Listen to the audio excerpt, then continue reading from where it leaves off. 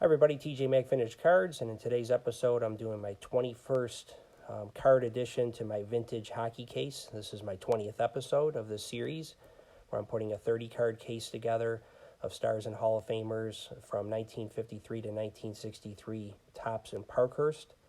This is part of the original 6 era of hockey when they only had 6 teams. And I wanted to learn more about these players and put together an art style display to show in my card room. So I pretty much have, it's 30 cards. I have 28 of them. So far I've profiled 20. You're going to see the 21st today. And we'll just show the ones that I've done to date real quick, and then we'll jump right into the latest episode. I do have these cards all on a playlist in my YouTube channel there if you want to see previous episodes profiling these players. But first we have the 57 Topps Gordie Howe, 60 Parkhurst Maurice Richard, 54 Parkhurst Tim Horton.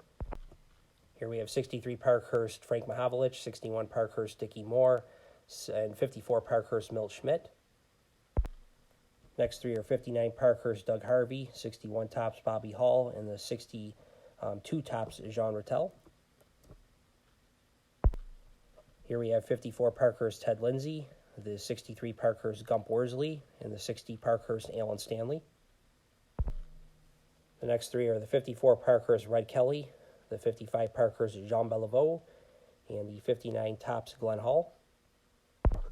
And we have 61 Parkhurst Alex DeVecchio, the 58 Topps Pierre Palat, and then the 62 Parkhurst Henri Richard.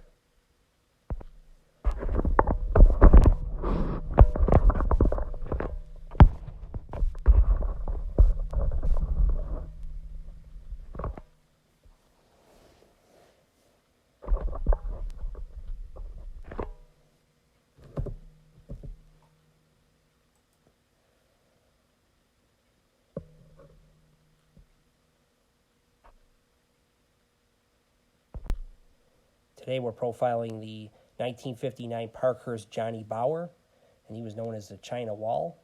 He played from 1953 to 1969, and he was known as the China Wall because of his brick-like goaltending at an older age. Like many of the goalies of his day, he did not wear a goalie mask until the end of his career, and he took over 250 stitches to his face. He lost at least 8 teeth before he even broke into the NHL. He also broke his nose a few times. There's a story of his wife waking up one night, and she saw that he was gone from the bedside, and there was a pool of blood on the pillow. His wife ran downstairs and saw him tending to a bad cut to his face from a game earlier in the night. And back then, the trainers used to keep leeches on hand to help with the bleeding.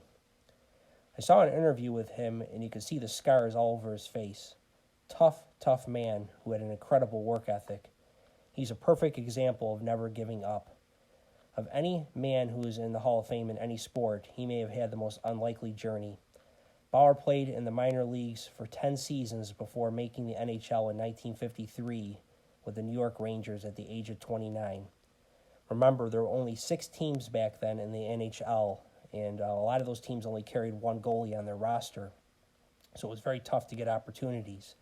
After the 53 season, he was sent back down to the minors for 3.5 more years until making it back to the NHL in 1958 with the Toronto Maple Leafs. From there, he played 39 games that season, and then he never went back to the minors again. From 58 to 67 with the Leafs, he won 4 Stanley Cups, including 3 in a row from the 61-62 season to the 63-64 season. He also won 2 Vezina trophies as the best goalie pair in the NHL. At that time, they would award it to the team's goalies, and he actually played with Terry Sawchuk for a little bit in the mid-'60s. But he won 2 Vezina trophies, and he retired at the end of the 69-70 season at the age of 45 years old. A tremendous goaltender of the day, and this card is just a beautiful, beautiful-looking card. You can see the old goalie stick there, and then the pad there. And what I like is the pad is turned out a little bit to where you can see the padding on the inside. And then you have the old blocker and the glove there that the goalies would wear. And you can see a puck actually coming towards his glove there. And just a great image of the ice surface underneath with the marks from the skate. And you can see the old goalie net behind him there along the boards. And just a beautiful depiction of a goaltender from the 1950s into the 60s when they didn't wear the masks. Now we'll look at the back of the card. A typical Parkhurst back from that time, you have the red and black lettering, French and English translations, just vital information, a little bit of statistical information from the 58-59 season. And you have a contest offer there, and then underneath, again, is the French translation. And they have some type of mystery word game there on the bottom as well. So just a pretty plain back, but the front is just beautiful on this card.